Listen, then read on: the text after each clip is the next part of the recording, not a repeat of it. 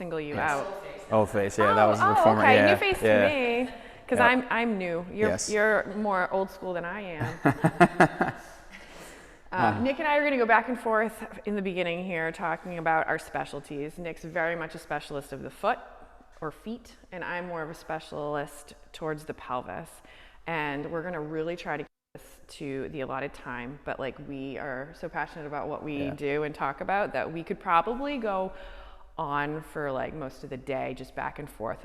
So we tried to like pick out the most important things that we feel would be like take home information that you could apply to your life and be most,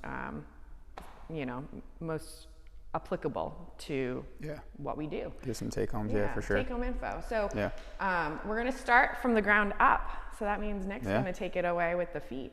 All right. So we'll talk feet first. So the reason we wanted to go with this topic is because both the feet and the pelvic floor are both foundational areas. So the feet is obviously propping your body up, and then the pelvic floor propping the rest of the organs and the trunk up. But with the feet, like I said, that's the foundation for your whole body. So we need to make sure that they're functioning optimally, because if we don't have a good foundation, you're gonna have problems up the chain, you're gonna have problems, right? It's the same thing with your house. You don't have a good foundation, it's not a sturdy house. So we gotta have nice, strong, resilient feet. And the feet, a lot of people think of them, if you think of it like a car, think of them as just the wheels, but really the feet act as a brake to kind of slow us down and absorb force, but they also act as the lever to push off of to propel us forward. So they are also this kind of engine, so to speak, and they also steer us, right? So they're the steering wheel, they're the wheels, they're almost the whole car, right? So they're super, super important. The other thing that's super important with the feet is that, like our hands, or along with our hands, they interact with our environment, okay? So you can imagine how when you put a shoe on, that's like putting a glove on. In the winter, you got gloves to keep your hands warm, but that can be problematic when doing certain things, dexterity things with your hands. So same thing with your feet. If we have shoes on all the time, we're losing some of that function of the foot naturally, okay? So that's a big, big piece of that. And really, the cool thing about the feet is that more recently we've been finding that there's strong feet are associated with improved quality of life, which is great. So if you strengthen your feet, you can improve your quality of life. Same thing with improving your grip strength. Improve the strength of your feet, you improve your life a little bit. So you can't go wrong trying to strengthen those feet up and get them a little bit stronger. So just a quick little anatomy of the feet, just like to give everybody a little piece of it, just because the feet are complex. When you look down at them, they look a little funny. There's 26 bones in each foot. Right, so there's a lot going on there. There's 33 joints and there's over 100 muscles, tendons, ligaments, things like that. So there's a lot of things that need to be working in coordination with not just each foot inside each foot, but with the rest of the body. So there can be a lot of room for error. So that's why you got to give a little extra care to your feet. You know, maybe not daily. Daily would probably be ideal, but at least, regularly throughout your lifespan. All right, and then Katie can talk a little bit about the intro to the pelvic floor. Yeah.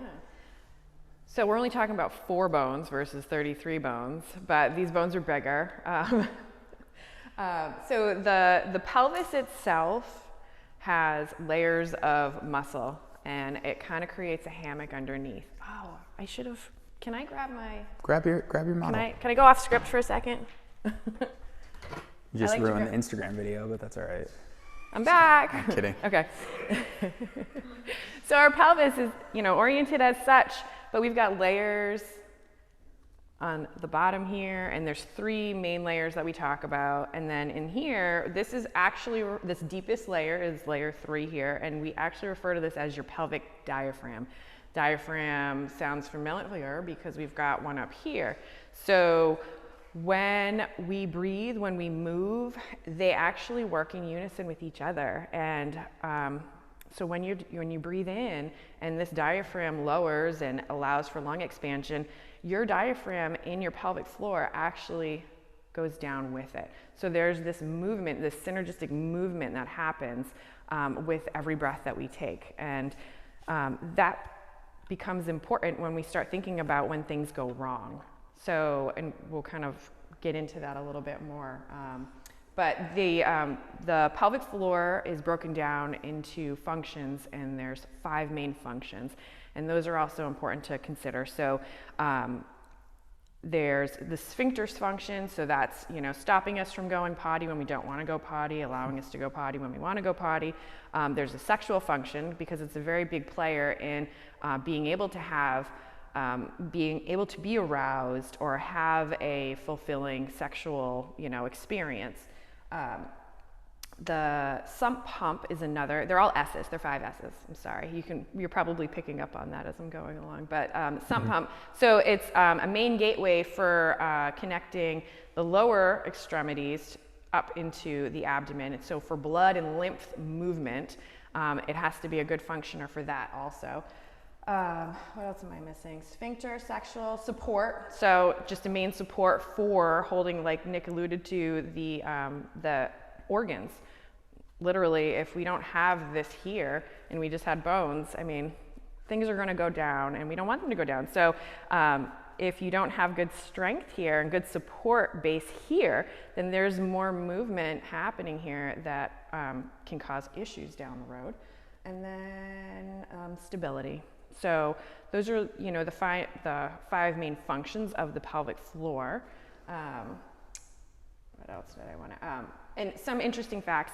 The pelvis itself, between men and women, we could identify men and women by just looking at pelvic bones. So if you're looking at, you know, a skeleton, we would know, because they're different, and they're different because of the function of a man's pelvis versus our pelvis. We have to bear children, or we don't have to, but if we do choose to bear children, that's totally your choice. I respect you either way. If you do choose to bear children, it has to be able to accommodate movement for the child to come out. So our coccyx is movable. A man's coccyx is not. So we are actually 5 times more likely to have coccyx pain and trauma to our coccyx than a man, which is super interesting, I think. Yeah. So I think we're going to, any questions about that? Anything more you want me to elaborate on? Okay. I think that's a good segue into what I'm going to talk about next. So you're probably wondering the title, Connecting the Big Toe to the Belly. You're like, okay, I get it. They're both important, but how are they truly connected? So one of the ways they're really connected is, like Katie was just alluding to, how the female pelvis has to be able to expand to accept this function of, you know, birthing a child, and then it's so resilient that after it does that, it expands, it can kind of come back to its normal, you know, natural resting state. And that speaks to how adaptable and resilient these parts of the body are. And same thing with the feet, super, super strong, resilient, adaptable. But both of these areas kind of have this stigma to them in our, you know, society, culture, healthcare community. Whereas if you have a foot issue, you go to, you know, a practitioner, and they might say, oh, well, that's just the hand you were dealt, that's your genetics, you just have these kind of feet.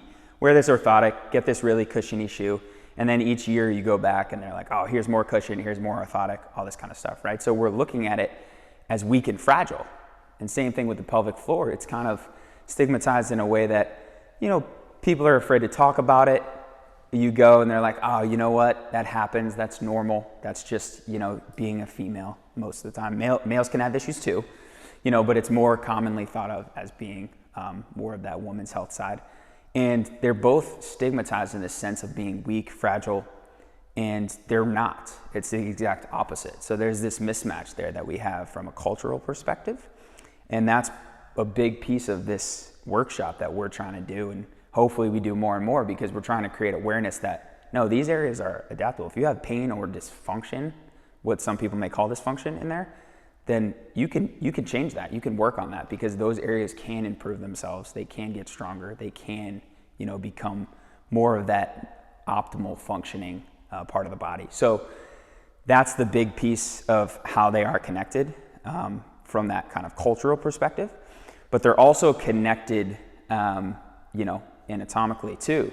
So they have a synergy via neural pathways as well as fascial pathways. So we've all heard fascia, the IT band's kind of the most common area of fascia that we think of, especially for runners. So the fascia runs throughout the body, and the fascia acts to connect areas so everything can work in unison, but it also acts to dissipate force. So when we go and we, take a step on the ground is putting force up through our body. And in order for us to best distribute that, the whole body should be playing a role, right? And fascia allows us to do that. So it allows us to attenuate those loads and shock throughout the whole body. So there's a fascial connection going from muscles in the foot all the way up to pelvic floor, and then even all the way up to your diaphragm for breathing, and then even all the way up to your head and your eyes. Okay, so it's very, very important that these areas are functioning well, because if one area isn't, right, if one area is maybe a little weaker or we don't have good control of it, well, now the other parts of that kind of fascial line have to pick up the slack. So now they, over time, can become problematic as well, because now they're having to do extra work. And we've all been there. If you've, had a career, right? You've gone through a period where you were doing extra work and you were tired, you were run down, all you want to do is sleep and do nothing, right? So same thing inside the body, those muscles could be feeling that same way, right? Subconsciously. So that's a big thing. So there was some research that came out a couple years ago, and they looked at this neural connection, and what they found was that the muscle that really presses the big toe down was connected to the pelvic floor, and people could not isolate them out when trying to isolate or trying to press the big toe. The pelvic floor was always turned on to some extent. You could do the pelvic floor by itself, but you cannot press your big toe into the ground and completely shut the pelvic floor off. It will be on to some extent, and there's a purpose for that, because if I'm pressing my big toe into the ground, that means I'm probably pushing off, just like if I were walking or running, right?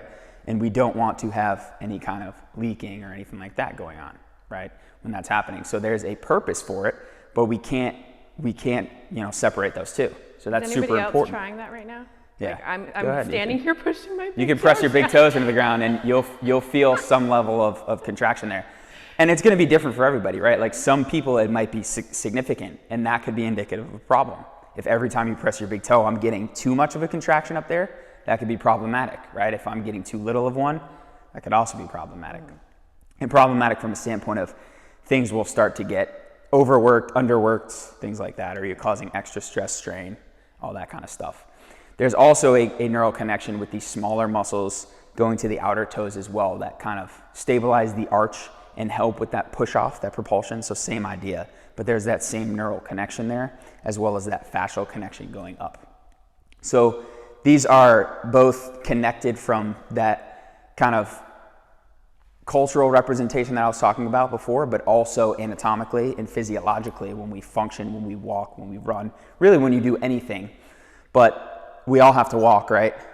So that is the most simple way for people to think about it. I'm pushing off, okay, big toe is pressing into the ground.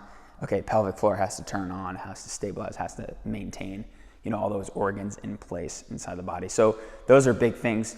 And a big part of the way we treat things here at Proform is we're always addressing people's footwear as well, because it's an easily modifiable factor.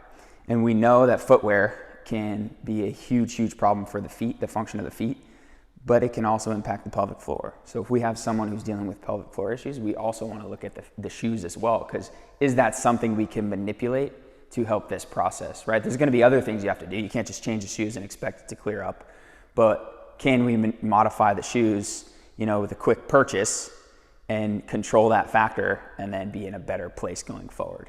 And I'll talk more about footwear after Katie talks a little bit about the dysfunction part of it. So I think it's important to kind of get an idea for when we talk about a pelvic floor dysfunction. What does it even mean? So a dysfunction in regards to the pelvic floor means that the muscles are not coordinating, lengthening, or tightening the way they should.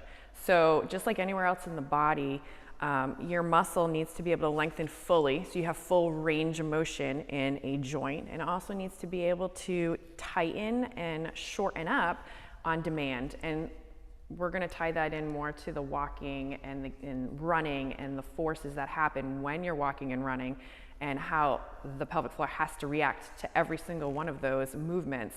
But just to elaborate on that, the dysfunctions happen sometimes because we have tightness going on around the pelvic girdle itself, or we've got problems going on down the chain. So either in the foot, in the knee, anywhere else in the body. And the pelvic floor, it's just such a big stabilizer of our body that it can come out, our issues can come out here versus, in your foot. So we like to think about, well, what was the chicken or the egg? Which came first? Was it because, are we getting foot pain because we have a problem in the foot? Like, did we sprain something? Or maybe we've got weakness or instability here and our foot is accommodating for that instability here. And so that's like that's a big, it's a big concept, and that's like what we try to get to the bottom of as your therapist, is figuring out what came first. So we're not just treating the foot pain because you have foot pain, but how are we going to limit this from happening again, and getting to the root of the problem there. Breathing is another huge topic that we could talk about for days, but breathing has a lot to do with everything. And so what I'm talking about is the pressure that happens inside as we are breathing. And every time you take a breath, like I alluded before, we've got this movement that's happening with both the diaphragms in the pelvis and in our abdomen here. And if our pelvic floor is not functioning right, if we have a dysfunction here and it doesn't accommodate for our breath, so as we breathe in, our pelvic floor should lower. If we've got a lot of tightness and strength to a degree, that's a long story. So you can have a lot of strength here, but still have weakness and leakage if we're too tight. So as we breathe, it really should elongate, not this much. I mean, we're talking a little bit, but if it's not happening, then it's, it could become a dysfunction. And then when we breathe out, it should lift up. So this motion is super important for every breath we take. It should be doing that.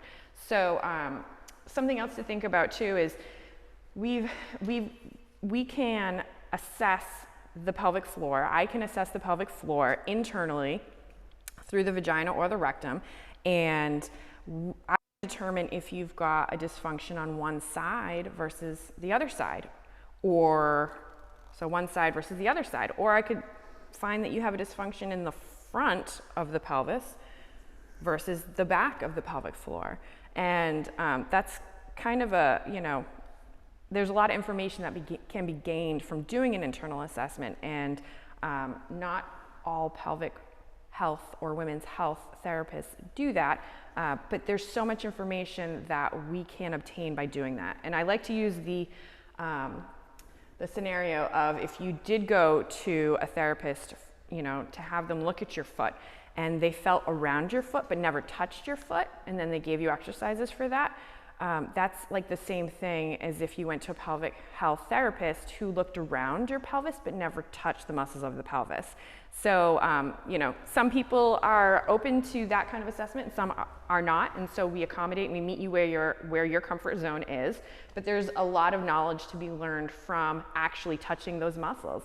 Kind of sounds silly to say, we learn, we can learn a lot if we actually touch the muscles. But I laugh because there's a lot of therapists that are just not doing that. So I'm happy to be able to provide that kind of an assessment to my patients here, so that we can really figure out, do we have trigger points happening? So it's another thing. You can have tension in your shoulders or your back, and then you get these trigger points in areas of like real spastic tissue that needs to be massaged. Everybody knows when they find one, and they just, it feels good to touch it, and you can feel that, that relief that happens.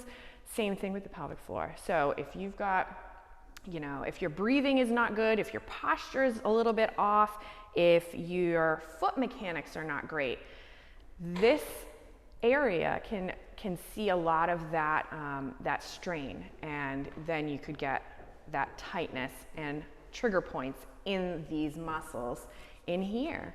And doing trigger point release, myofascial work inside this region can be a game changer for a lot of people. So when things don't go right and you've got a dysfunction, you get your leakage of urine, maybe it's leakage of feces, maybe you can't hold in gas when you feel like you have to go, maybe you're going to the bathroom too often and you're not leaking, but you've got this urgency of when you feel the urge, you gotta go, or you go frequently and there's only a little bit coming out. There's like a lot of different things that can present themselves if you're having a dysfunction, along with pain in your bum, in your groin, in your hip.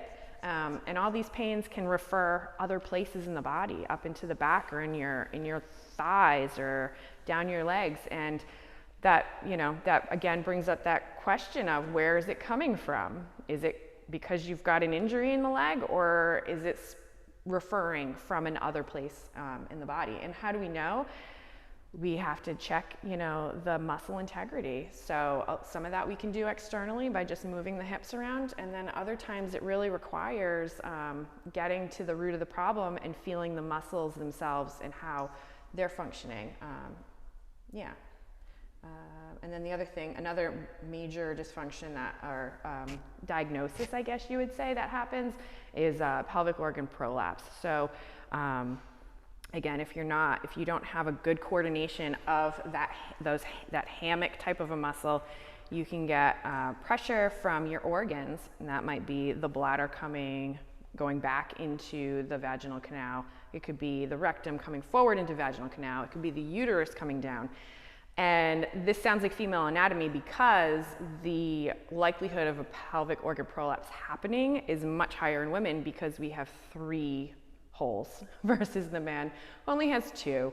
And so our anatomy sets us up for this increased likelihood of having pressure problems and management problems in that regard. But it can happen to men with the rectum, just more likely to happen in the women. All right, you want to talk about footwear?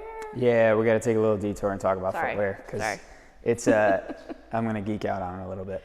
All right, so with modern footwear, we have a lot of issues, and I don't want to necessarily say they're all issues, but it's a spectrum of issues, and we've taken modern footwear a little too far, and so far that it has created problems not just at the feet, but up the chain, and we're going to talk about each big component. Okay, so the first thing that is a huge characteristic of modern footwear is a positive drop, so a heel to toe drop. So you can see this shoe here. This is a Hoka. I'm not trying to call anybody out. This just happened to be a shoe we had as a model. We use it a lot. Yeah. So you can see how it's much thicker at the heel than it is at the toes, right? So what that's going to do is that's going to place me on a downward slope, all right?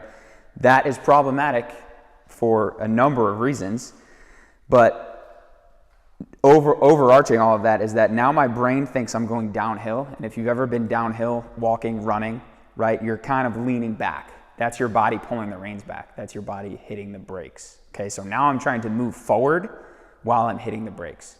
Imagine driving your car on your way home, hitting the accelerator, but also subtly hitting the brake. It's not gonna be good for the car long term. Okay, so that's what your body's doing in a shoe that has a positive heel. So this is probably our biggest pet peeve with shoes, is that they should be zero drop. Ideally, there are some cases where a heel can be helpful, like in an acute Achilles issue or something like that, to offload the Achilles to some extent. But if people are pain-free, otherwise doing well, being in a zero drop shoe is one of the best things you can do for your whole body. Okay, so that is, yes? What about plantar fasciitis? Yes, so it could offload the plantar fascia to some extent, but actually what this positive heel is doing too is also it's constricting the blood vessel that brings blood to the plantar fascia. And quick plug of our podcast, we just did an episode last week on plantar fasciopathy, and we talked a lot about that. Plantar fasciopathy is actually a blood flow issue. It's for a long time been given the name plantar fasciitis, which means inflammation of the plantar fascia, and there's probably an inflammatory process for the first 24 to 48 hours that it occurs, but once the inflammation clears up, it's a blood flow issue. The plantar fascia is not getting enough blood. Okay, so the plantar fascia, the tissue actually dies over time because it's not getting adequate blood flow. Why is it not getting adequate blood flow? That's the question we need to ask ourselves. I'll tell you 2 ways it's not. One is the positive heel. When we lift that heel slightly, that puts the ankle in what's called a plantar flex position. When it's there for a long period of time, it constricts that blood vessel that passes through the ankle on the inside.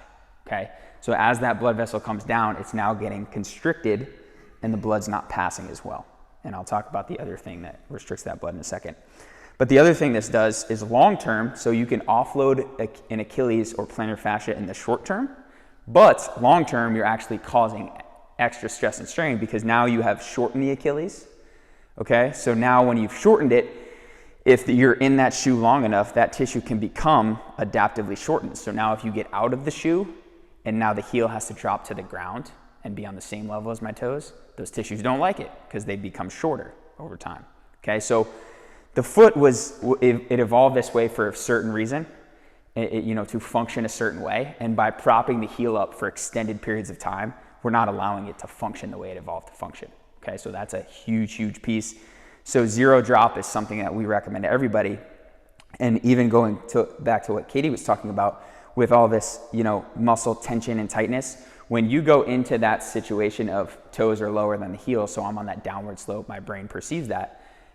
Like I said, you're hitting the brakes, so my foot automatically has to start to, accept load, attenuate shock.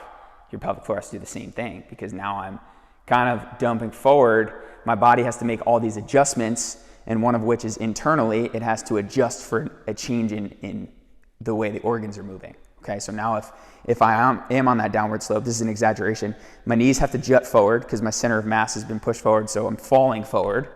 So I need to push my knees forward a little bit, hips got to go back, and then back has to arch.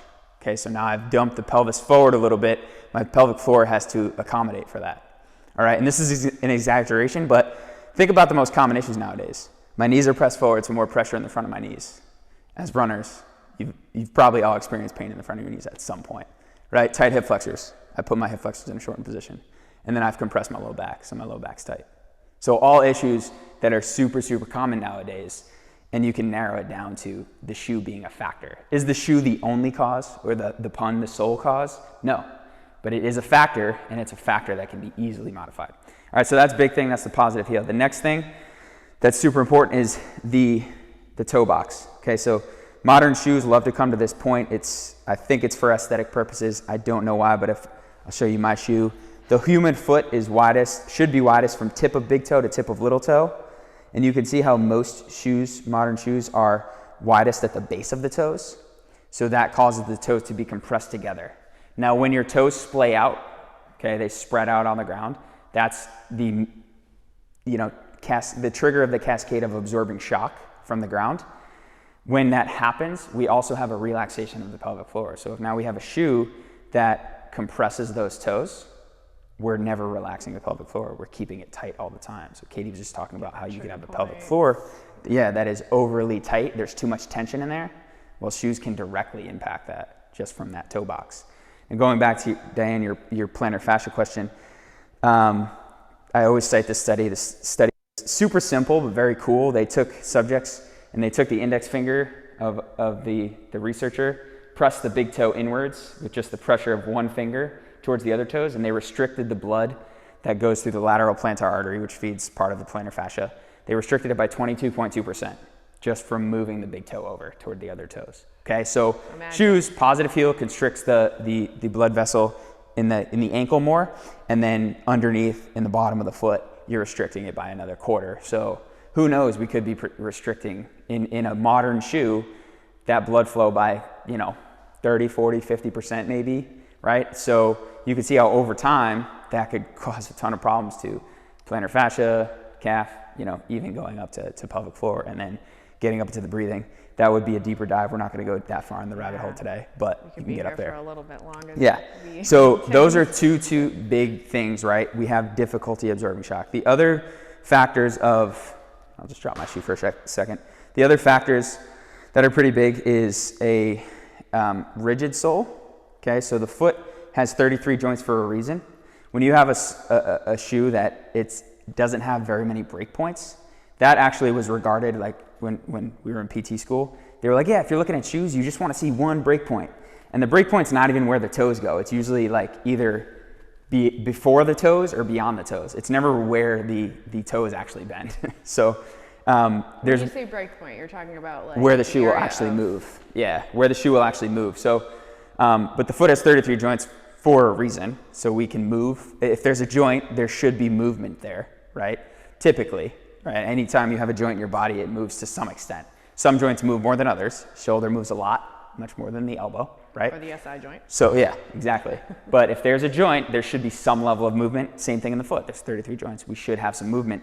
If the shoe is only letting us move kind of one way, you could see how there's a mismatch there, right? If the shoe moves one way, but we have 33 joints, there's something's not lining up right. Okay, so do we want a ton of like a shoe like this? Is this for everybody where you can kind of just fold it into a ball? Maybe not. But and is that a shoe that people should be running in? Probably not, because yeah, people always come at us with the argument of, yeah, but there's man-made surfaces. We didn't always have blacktop, cement, all this kind of stuff. Yeah, I get that. So let's have some cushion, some level of cushion, but cushion that moves a little bit, right? So the flexibility of the sole is super, super important if you can tolerate it.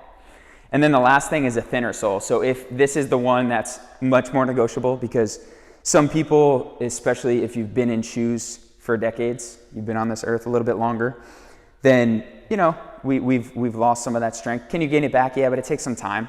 So we can, you know, meet in the middle and have a little bit more cushion. But if you can have if you can tolerate a thinner sole is better, because you have upwards of 200,000 nerve endings on the bottom of your foot for a reason. That's to interact with your environment. As soon as you put the more cushion you put, the more you mute those nerve endings. So now we have all these really important nerves under there that we're basically just hitting the mute button on, telling them, nah, you don't need all this information. So now the foot's craving this information that it's not getting. And this is very theoretical, this is my theory, but that is my theory of why people are. So it's 88% of women, and it's a little bit lower on men, but the percentage is very high of people who are in shoes that are actually too small for their foot.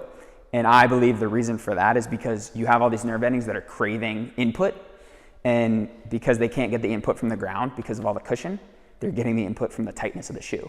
So we all feel better in a shoe that's tighter because those nerves want the information, right? And you're giving it to them through compression, but they want it through, you know, a variety of, you know, sensations. We're just giving it to them from compression from the shoe. So the thin sole can be super helpful, but again, it's one that maybe not everybody can tolerate, so it's a little lower down on the totem pole. The big ones, positive heel and the toe box. If you can get something that's zero drop and wide toe box, you're doing your whole body a favor. And then the last one that I'll talk about with regard to this topic today is a toe spring. So a lot of these shoes come to the rounded front, and they do that to help you for performance and pushing off. But, you know, your body in its natural state is more than capable of pushing off. And when we have that spring, you jam the toes up into that extended position. And like I said before, the toe flexor muscle, the muscle that pushes the toe into the ground, is connected to the pelvic floor. So as soon as you put length into that muscle by extending it upwards, you now create more tension in the muscle, okay? Because we've stretched it, just like when you stretch your hamstrings, right, you feel tension. Same thing. So now we are chronically putting that muscle on tension. And if that has a synergy with the pelvic floor, you can now directly put your pelvic floor, or I guess you could say indirectly, pelvic floor on more tension, right, under more tension. So that toe spring is not ideal, but again, that's a much more negotiable one. Most shoes to some extent have, you know, it's a spectrum, so they have some grade of elevation there, and, you know, you can get away with it, but something that isn't jammed way up is probably better. You know, something that's a little bit closer, flush to the ground would be more ideal there. So you want to look for something that's zero drop and wide toe box, ideally something that is more of a straight line along the big toe and doesn't come into this curvature here, right? Straight line up as much of the toe as you can. Those are the two big things. And then if you could tolerate it, a flexible and thin sole, and then something that's not as jammed up in the front is big for shoes. Yes? So does each sneaker have different range for the toe? Yes. The drop. Zero drop? Yeah, so every... I was noticing that when I was looking, Yep. so I couldn't figure out which was, what's a normal average. Yeah, so the average if you're looking at the modern running shoe, what would be considered a running shoe? You could run in anything, like people can run barefoot, you just have to train yourself to do that. If you're looking at the modern quote unquote running shoes, the average is somewhere between 8 to 10 millimeters.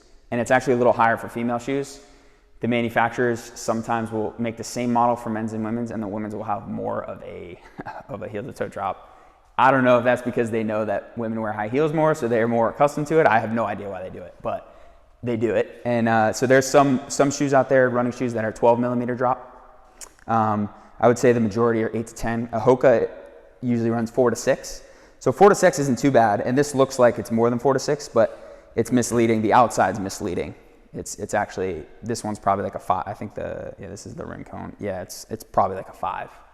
But 5 is okay. Like if you've been in, say, Brooks tends to run 10 to 12. If you've been in running in Brooks, then I wouldn't necessarily go right to 0 drop, because if you've been running in Brooks for years, well, your Achilles, your plantar fascia, your knees, your pelvic floor, all of those areas are accustomed to that slight heel elevation.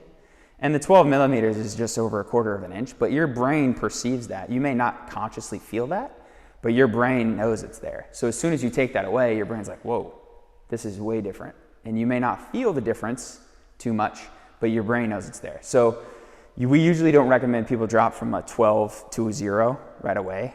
Going to something like a Hoka in the middle is great. Call that a transition shoe. So going from 12 to 5 or 6 halfway, and then a couple weeks to months, then you go to a 0 drop. That would be ideal. So it depends on the person, and it's very individualized, but you can always have a variety of shoes. So we work with a ton of runners, and sometimes we'll say, get the 0 drops, and I want you to wear the 0 drops, for a couple runs a week. And if it's bothering you, just go back to the other shoes, right? And if you have a day you wake up and you're like maybe super stiff, Achilles is achy a little bit, maybe even the plantar fascia is achy, okay, let's wear the old, high drop shoes just for a day, and then let's get back into the other shoes. So you may have to go through this kind of just like people would take, it's like, oh, I'm not feeling too good, I have a slight headache today, I'm gonna take some ibuprofen. But then your headache goes away, you're not still taking the ibuprofen. Same thing with the shoes, right? I can wear the higher drop shoes when I feel things are a little flared up. I might be sore, I might be achy. I wear those, and then I just get back, or I wean back into my 0 drop shoes, or grade myself back down. So it's a balance, and it's all a spectrum. It's not like modern shoes are over here and barefoot's over here, and it's one or the other. You can be directly in the middle. You can be pushed over more towards the barefoot side. Some people might have to be pushed over here because they have a huge history of, Achilles, plantar fascia, knee issues, all this kind of stuff, and we might need to offload some of those tissues, at least for now. But the vast majority of the population can benefit from just moving closer to the barefoot side. We don't necessarily have to get all the way to barefoot, but if we can get closer to it, you're gonna do your whole body a favor, for sure. And that's a slow transition Yes. for a lot of people. Yes. So the For sure. expectation is that it doesn't happen, or I guess you could put a number on that for people in terms of what's the expectation for how long it should take to. Yeah.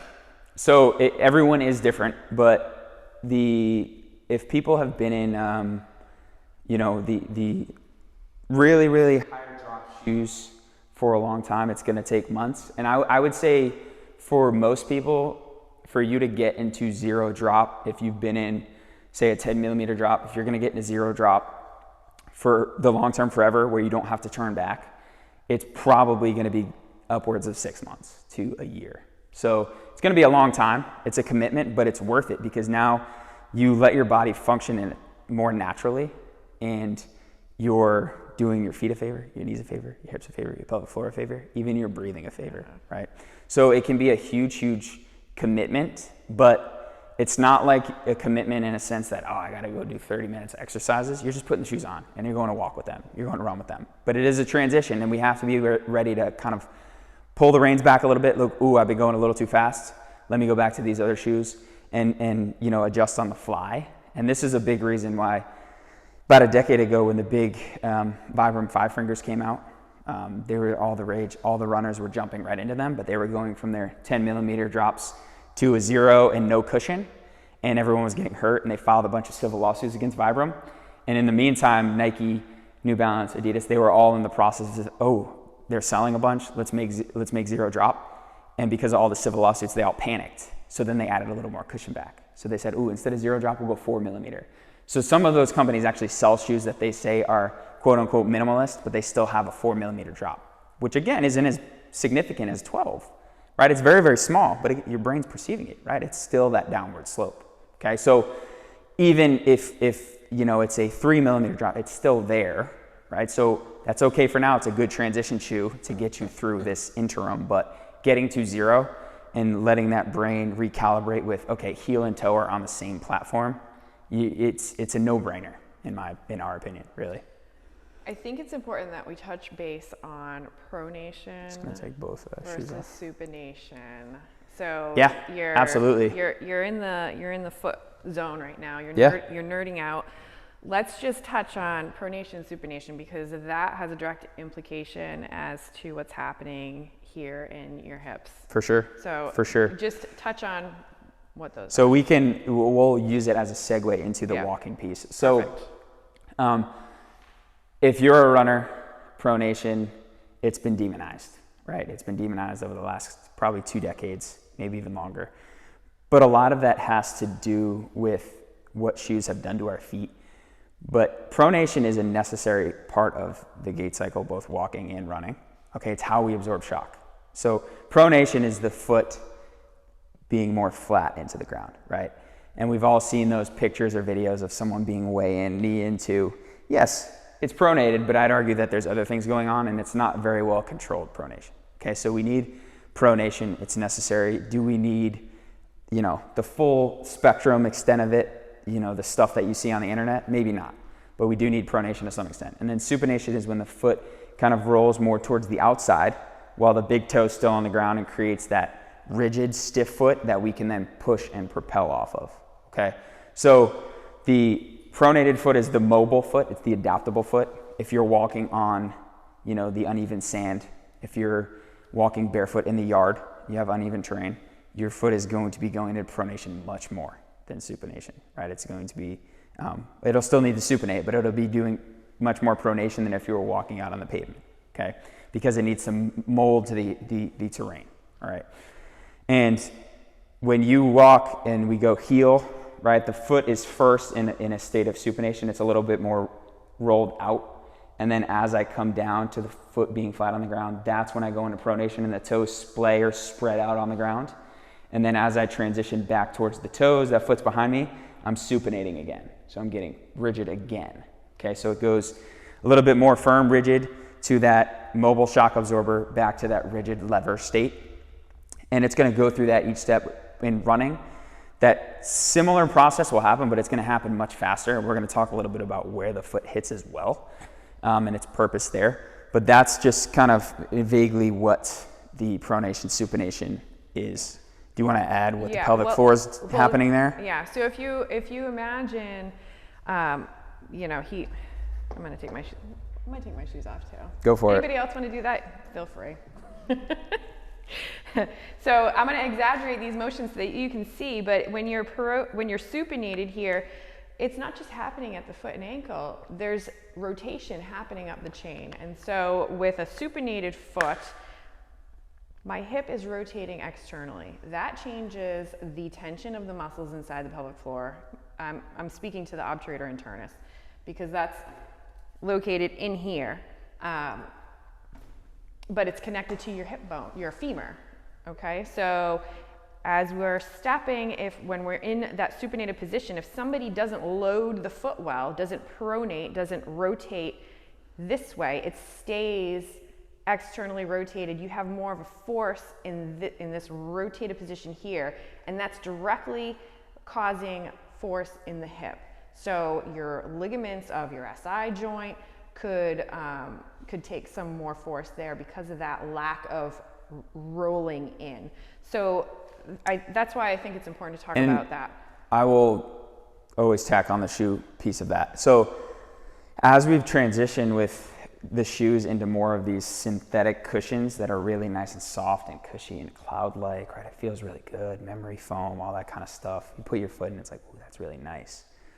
That has been problematic for that whole cascade that Katie was just referring to, because what that cushion does is it now, my brain says, ooh, we're on a soft ground, I should be a little bit stiffer, right? I should create stiffness.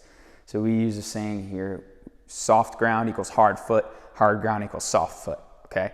So when you have a shoe that's really cushiony, each step you take, the ground is soft. Just imagine walking at the beach. If you're on the soft sand, you're stiff, right? Like my legs just feel stiff. That's why it's more comfortable to walk on the firm packed sand, because now my body can be a little bit looser, a little bit more natural, because it had to create stiffness because there was, or stability, because there was no stability underneath it before. Same thing with the shoe.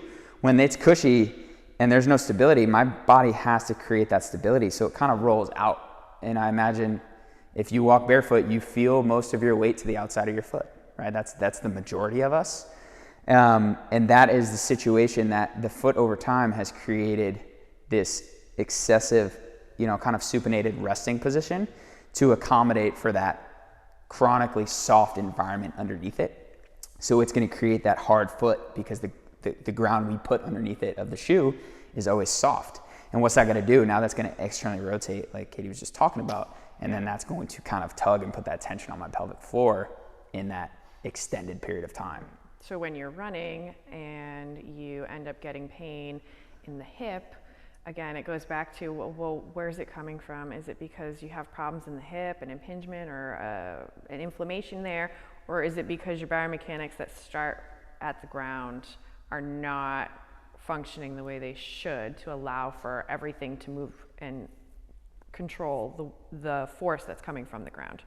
I think this is a good time to talk about strategies to enhance the foot and the pelvic floor function during movement. And so I think we should kind of, because we're getting towards the end of our hour. So talk about like actual maneuvers, techniques that you can use, maybe pre-run or things to like, because we've really hit home on like the physiology of these, this area. And I think it's worthwhile as we go through too to talk about some of the common flaws that can occur with running, walking. Sure. We kind of already talked about walking and that the foot will stay stiff, so it never, basically the muscles don't get a chance to relax, they don't get a chance to take a break. So that's a huge piece. And then same thing with running. Well, a big problem is overstriding. And as you overstride, you have to hit the brakes a little bit more. If that foot doesn't land underneath the body each step and it's out in front slightly, that's what I would call a force leak. So we've lost an element of force. We've had to hit the brakes instead of trying to propel us forward. So we're getting that kind of situation of hitting the gas, hitting the brake at the same time. Okay, so that is a big thing. If we're overstriding, that is one technique. If you're running, my goal is to land with the foot underneath me. Okay. So shortening the stride. Shortening the stride. And with that is increasing your cadence. So you may have heard that if you're a runner, increasing your cadence can be a huge, huge thing. You can run to a metronome. There are some apps out there that pair music with certain metronomes. And if you don't know what your cadence is, it's super easy to measure. You just take a video of yourself and you can literally just look at one foot, like look at your right foot in the video and count how many times it hits the ground. If you do a 30-second video and then multiply that by 4, because you got 2 feet and a minute, right? So it's steps per minute. So if you count your right foot, it would be, if you doubled that, that would be how many times your right foot hits in a minute. If you quadrupled it, it'd be how many times right and left hit in a minute. Now, is there an ideal? So the research will tell you ideal is around 180 steps per minute. That is it's great. But when we do gait analyses here, anyone I measure typically, as a runner, they're within usually the 150s. So does it matter your size, your leg length? I've had tall guys come in, and sometimes they'll be, even in the 140s. And sometimes as a tall person, it's a little bit harder because you're taking those big steps. But shorter people, usually in the 150s. So I wouldn't say go from, if you're at 150 to 180, it's going to be a lot. That's going to be a big change. I usually recommend increase by 5 to 10. So if you measure your cadence, or you might have an app, some apps are relatively accurate. So you can use that number and just increase your cadence by 5 to 10 steps. You can start with 5, be like, okay, that feels fine. Go to 10. The key with increasing your cadence, don't increase your speed. The tendency that people always make is, okay, I'm increasing my cadence, so I'm turning my feet over more, and they inevitably go faster. So a good rule of thumb is go at a pace that you could carry on a conversation. So start running at a pace that you could carry on a conversation. Measure your cadence, and then maintain that conversational pace and increase your turnover of your feet, right? So now try to run to that metronome while being able to still have that conversation. It's going to be harder to have the conversation because your body's not used to it. So your energy expenditure is going to be higher at first because this is new. But over time, it's actually going to be more economical for your body. You're going to conserve energy in the long run. So you'll be able to run farther. You might even be able to run faster for longer periods of time once you get good at that. I wouldn't run faster right away because, again, you're going to be wasting more energy at first. So that's a huge thing. Foot landing underneath you is big. It's a big piece of foot function and pelvic floor. And with the foot overstriding, a lot of people will heel strike. And naturally, the running gait for humans, a 4-foot strike is more ideal from a force distribution standpoint. But I would argue that people can still get away with some level of heel strike as long as it's underneath you. But what you'll notice is if the foot's landing underneath you, it's going to be really hard to heel strike. So the 4-foot strike is a little bit better. It's how we dissipate the forces a little bit more efficiently and effectively, and we take extra stress and strain off other tissues up the chain. Because if you're heel striking, you're limiting your body's ability to absorb force down low, the foot, the ankle, even up to the knee. So now the hip, the back, the pelvic floor, all those other areas have to do extra work. So right? If you have a pelvic floor dysfunction, meaning Yeah. like if you have weakness Yep. in those muscles or you can't get a good activation, which we're going to talk about next, that's when you see issues like leaking or that feeling of fullness, which could allude to maybe an organ prolapse or a descending. You get that fullness sensation. Pelvic floor activation and foot fit activation, I think we should touch on. Yeah, they go hand in hand for sure. Yeah, exactly. So a pelvic floor activation is, if you've heard of a Kegel, it's the same thing. It's just some guy's name. But in essence, the pelvic floor activation is literally the contraction of the muscles of the pelvic floor. And so we can use certain words and cues to get the point across as to what we're doing. But it's hard for us to know if we're doing it correctly. And that's where I'm able to assess, with my finger and feel the contraction. And then I can rate the contraction. Just like anywhere else in the body, we rate, on the scale of 0 to 5, how strong is it? And then, we can go from there because it's objective data for us. So if you were going to do a pelvic floor contraction, you can try to stop the flow of urine. I wouldn't encourage that while you're going potty because we have a reflex loop happening and that can disrupt that loop. You can lift up, so that's lifting up more towards the front of the pelvic floor. Lifting up towards the back of the pelvic floor is like trying to stop yourself from passing gas. You're in public, you don't want to do it, so you hold and you squeeze. Ways to know if you're doing it. If you're sitting and you kind of like open things up so you can feel the surface underneath you, when you squeeze, you should feel a little lifting happening in that perineum area, which is between the vagina and the rectum. So this area here should lift up a little bit and away. When we have people do a contraction, and I can coordinate that with your breath. You should coordinate it with your breath in the beginning if you're not in tune with it. Some people are really good at it, but some people have a hard time with that mind-body connection. So if you want try to use your breath, what you're doing is you're taking that breath in, we're introducing that pressure into the abdomen, and we use that to push down on the pelvic floor. So we're lengthening. When we breathe out, the belly button comes in, everything comes in here, and then we lift up on the pelvic floor. So I would encourage you to do, 5 to 10 rounds of just breathing and, close your eyes and really focus on what's happening. But if you've got something underneath you as a feedback to feel the movement happening in your bottom, then you're going to set yourself up for more success. Why is this important? It's important because if we're going to sneeze and maybe sometimes you dribble, you can activate it before you sneeze and reduce that risk of having leakage. With running, some people leak after a couple of miles. And so that's like an endurance thing. The muscles of the pelvic floor have fast and slow twitch muscle fibers. So that quick shock of taking that step, and every time you take a step, you've got this little bit of an activation happening, and then over time, that's your slow twitch muscles, you can get fatiguing there. So there's different components, and that's why when we prescribe pelvic floor exercises, we have a combination of quick pulsing or a longer slow contraction. Does that make sense? So you want to get both of those, because you may be fine with long distance running, but every time you sneeze, and I say sneezing because the amount of pressure that goes down into the pelvic floor is just ginormous with a sneeze, especially if you're not getting your breath, your internal pressure managed right. And what I'm saying by that is, if you're reverse breathing, if you take a breath in and you suck in and you lift here, you're not letting pressure come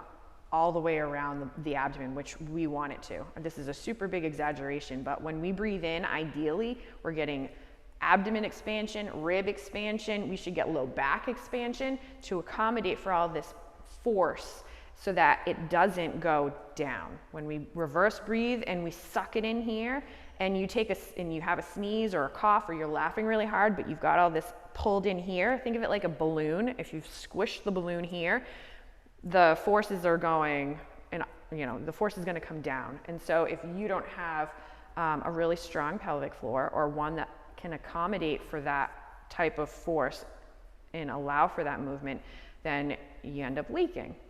So we'll talk about the foot too. Activation. So one of the simplest ways to engage the foot muscles is what's called the short foot. So with your foot flat on the ground, you want to think about bringing the ball of your foot here closer to your heel. So it's a small movement. Your toes are going to press directly into the ground. What you don't want is your toes to curl like that, and then the ball of the foot lifts off. You want to press your toes straight down on the ground and then pull back, and it creates that arch a little bit more. And this is a great exercise, just a foundational exercise that you can do standing in line at the grocery store. You can do it literally anywhere. You can do it cooking, you can do it cleaning. You could do this all the time. In terms of translating to something like running, could it help? Maybe a little bit, but we need to then pile on other exercises. But nonetheless, this is the foundation of, okay, can I engage those muscles to create that arch? If the toes curl and you're having a hard time not curling them, that's a good indication that we have some, issues going on there with control. And there's actually some good research out there that people who curl the toes more have overactivity in the pelvic floor. Okay, so that is a good, some good information to know if there's that synergy going on there. So if every time I kind of press my toe down or try to drive my toes, they want to curl, well, I probably have too much tension up in here too. So the short foot's a great exercise to practice in terms of trying to get the arch to lift up, but also the toes to press straight down. And you might even notice some side-to-side differences, which could also tell you about what may be going up top too, side-to-side, like Katie was talking about. You can have problems right to left, front to back, all that kind of stuff.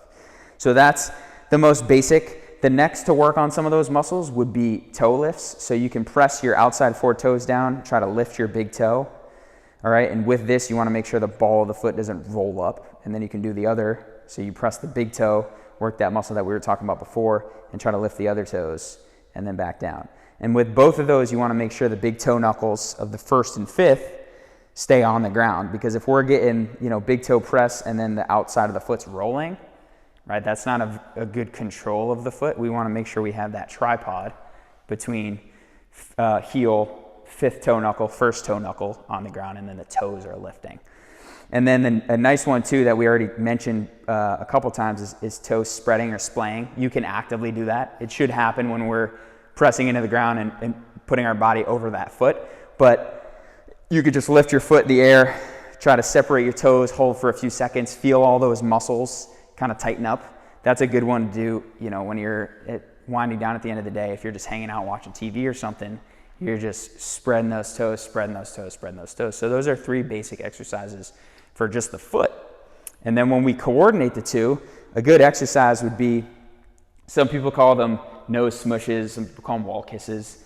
Basically, if you're in front of a wall, you're going to lean towards the wall and try to catch yourself with your toes. key here, don't let the toes curl. Try to press straight down into the ground if you can. And while you do that, you want to engage the pelvic floor, like Katie was just talking about. So that same pelvic floor activation. That lift. Yep, with that lift as I engage the foot muscles. Don't let yourself fall over. You don't want to get to the point where you're going so far that the heels pop up, because we're getting a totally different motion now. You just want to lean enough to where your muscles can catch you, bring you back. Okay. And you could do this before a run Absolutely. for a few times as just like a Yep. wake up the pathways. Yep. You can absolutely do it before a run. You could even do it because running is single leg to single leg, right? You're basically hopping from one leg to the other. You can you could do it single leg fully, right? To more mimic that. Or you could just keep the other foot kind of toe touch in the back, and then same thing, lean and then back. And if you really are having trouble feeling that pelvic floor, you could coordinate the breathing. So correct me if I'm wrong, Katie, on the lean, you'd want to inhale and then exhale coming back, or the other way? The other way. So you want to inhale and then exhale going out. Yeah, so when we activate, we want to exhale. Yeah. So, yeah. yes. So yeah, because it's going down and then coming up. Yeah. Yes, yeah. And if Yep. you're having a hard time activating that pelvic floor, a forced exhalation, like you want to tell somebody to be quiet, shh. If you have a forced exhalation and you do that, like I didn't even try, and I could feel, because I'm sitting here and I've got that contact to the biofeedback from my seat, I can feel the pelvic floor engage immediately. Like you can't not engage it. So that's like a really good technique if you're not really sure if you're getting that good activation, that good lift. Another note would be, I tell my patients all the time, go home, grab a mirror, take your pants off, put the mirror down here and see what's happening. See what happens when you take a deep breath. See what happens when you cough. See what happens when you squeeze, when you think you're squeezing. Do you see bulging or a pushing out happening? That we don't want that when we're activating the pelvic floor, but some people have that reaction. So it's like, so you really don't know what's happening unless you're really like getting intimate with yourself and seeing that.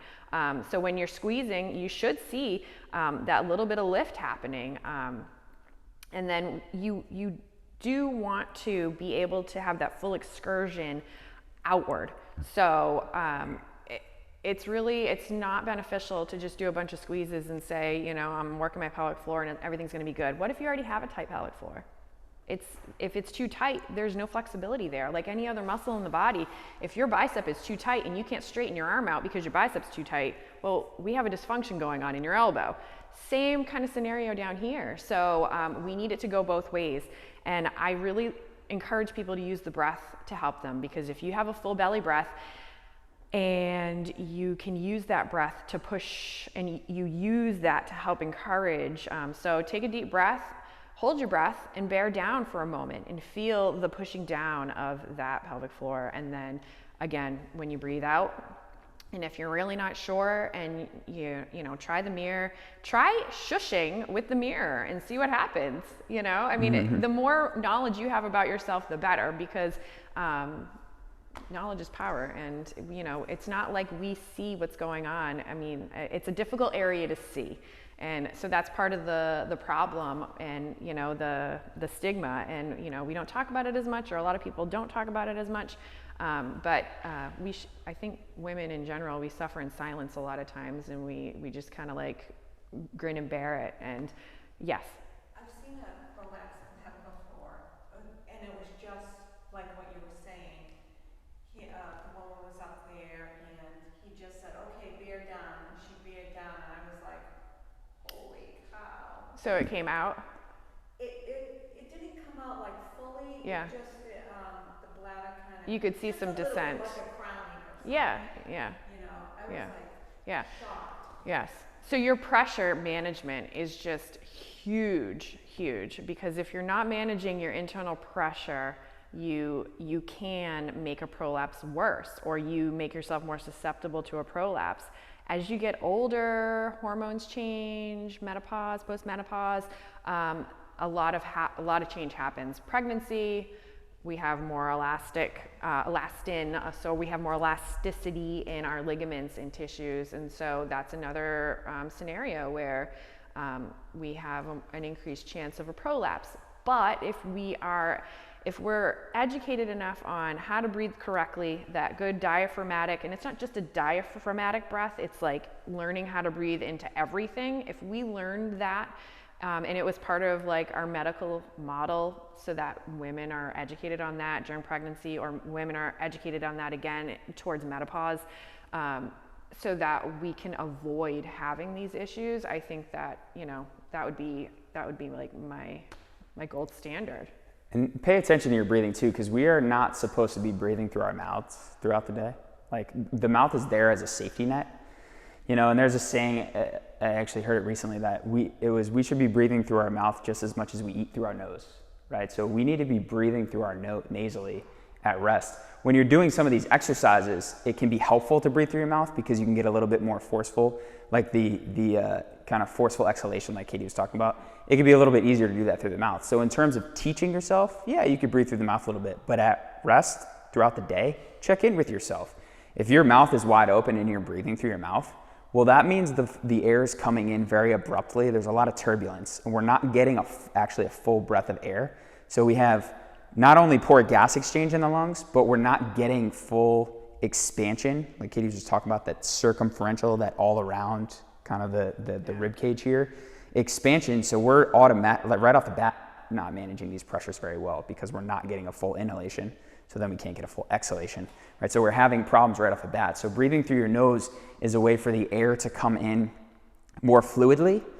And that also helps, you know, not to mention your immune system, all this other stuff. It releases nitric oxide, which dilates your blood vessels. So it does all these other wonderful things. But just from a pelvic floor foot standpoint, you're not managing these pressures well. Right. So now my body is already in this heightened state where it's not moving very well, because I can't breathe and manage the pressures very well, right? So breathing nasally throughout the day, checking in with yourself regularly is huge.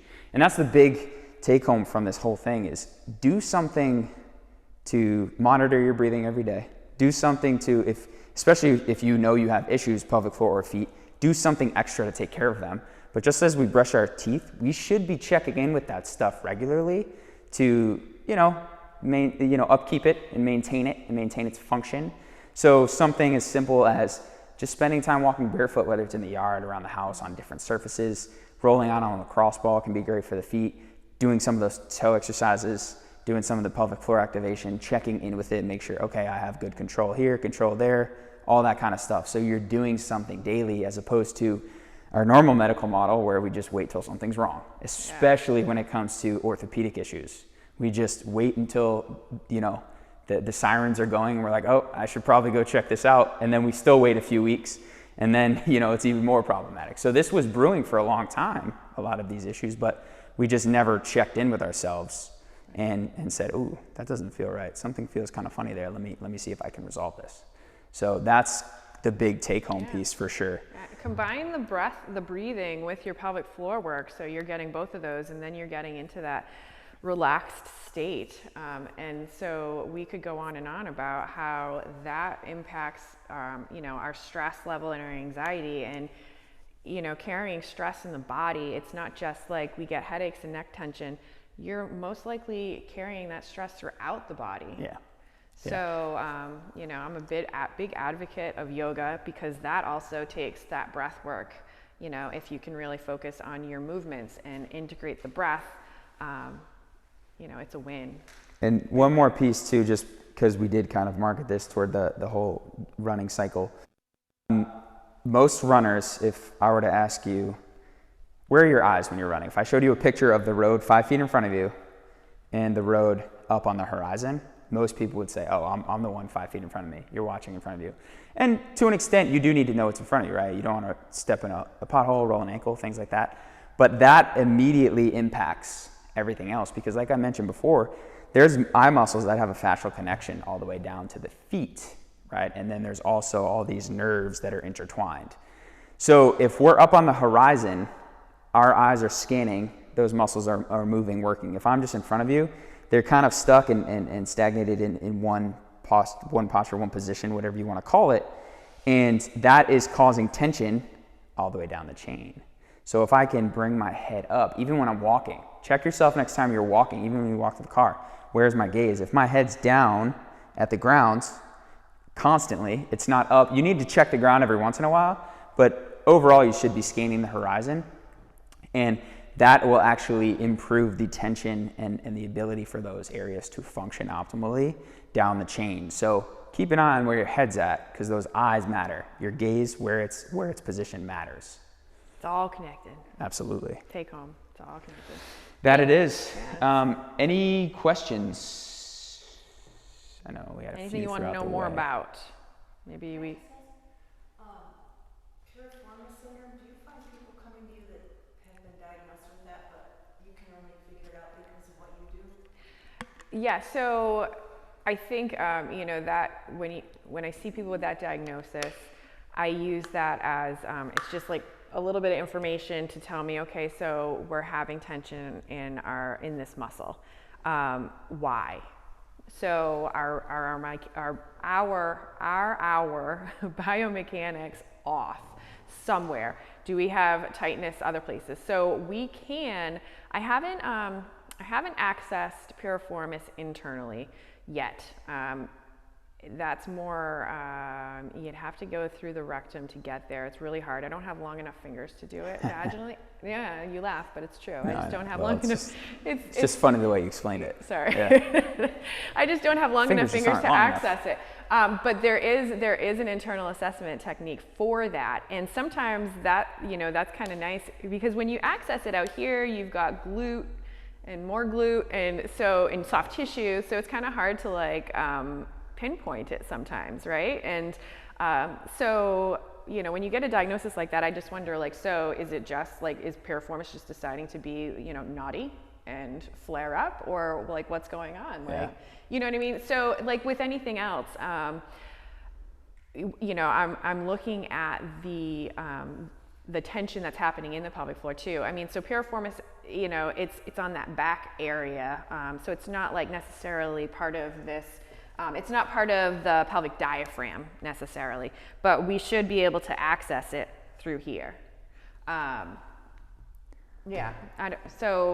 Just wanted to ask that question. And I would argue too, with something like piriformis syndrome, that the syndrome's tricky because we're blaming a myriad of things on one muscle. Yeah. Right. And just like we talked about for the last hour and 15 minutes, that everything's happening and working together in conjunction, or some things are working against each other for a purpose. So for us to dial in and blame one specific muscle, yeah, it's a little myopic. Yeah. You have to like. So there's other stuff. Yeah, there's other stuff going on. I would argue with piriformis. You got to zoom out. In most cases, yeah. And with anywhere else in the body too, like we have to zoom out and think about, okay, so what function does piriformis do? It's an external rotator. And then, so you kind of have to think about like, well, maybe it's picking up the slack for other muscles because, they're not loading the right way. I mean, it's kind of hard not to keep going back to the feet, because if you're not loading the right way. Well, the other thing too is we talked about how the shoe can put you in this chronic external rotation state. And if it's an external rotator, well, now we've just shortened the piriformis. Exactly, because we're in the shoe all the time, right? So that goes back to, okay, what can we control? When we're talking about any kind of syndrome, condition, pain, there is a multitude of factors. Even in a situation where someone's on a field court sporting and the knee buckles and they tear an ACL. Yeah, we saw it when it happened, but there was still a variety of factors with that particular individual, the environment, all that kind of stuff. So it's multifactorial. So when it's multifactorial, it can be kind of stressful, because we say, okay, there's a lot of factors here. I don't really know what to work on. Well, let's separate them into, okay, what can we control and what can we not control? Let's forget about what we can't control and let's focus over here. What can we control right now? Okay, shoes are one of them. That may have played a role. As to how much, it doesn't matter. Can I control it? Yeah, let's control it. Can I control my foot and pelvic floor, like activation, the motor control, all that kind of stuff? Absolutely. Let's start working on that right away. Can I control my breathing? Yeah, I can start working on that right away. So these are all these simple controllable factors in almost all conditions, orthopedic conditions. So let's work on them. Let's make that part of the treatment plan, and let's work on it right away, and let's try to be in the best footwear for me, for the individual, be working on my breathing as much as I need to, based on how it's doing right now currently.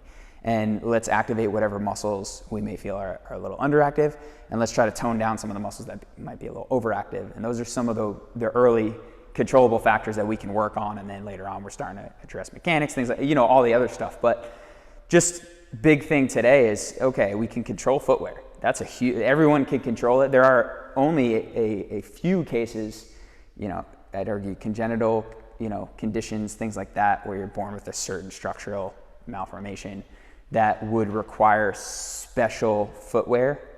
And then other instances where someone, may have had a particular injury that things are structurally different. Those are situations where we might need to have a particular footwear. For example, I have a patient right now who had a big toe fusion, right? We're going to have to work with that in terms of footwear. We're not just going to go 0 drop, no cushion. They're probably going to benefit from a little bit of a toe spring to help with that rocking forward. But in most cases, for the majority of individuals, trying to get closer to that barefoot end of the spectrum, it's gonna do you wonders. It might not feel great at the beginning. It might be a little uncomfortable. You might be sore at the end of the day, but that's all worth it in the long run. Yeah. So there is a connection, and in you may see that you have foot problems, or your foot biomechanics aren't great, or you're a pronator or you're a supinator or whatever, and you get pain with with too much walking or running. And you may also have the occasional pelvic floor dysfunction symptom, and maybe before you never thought about the connection there, but there is a connection for sure. And hopefully we were able to shed some light on where those connections, are happening, and you're just more aware of your bodies now. Cool. Yeah. Thank you. Yeah, absolutely. Thank you for coming. Yeah. Thanks for doing this. Sure.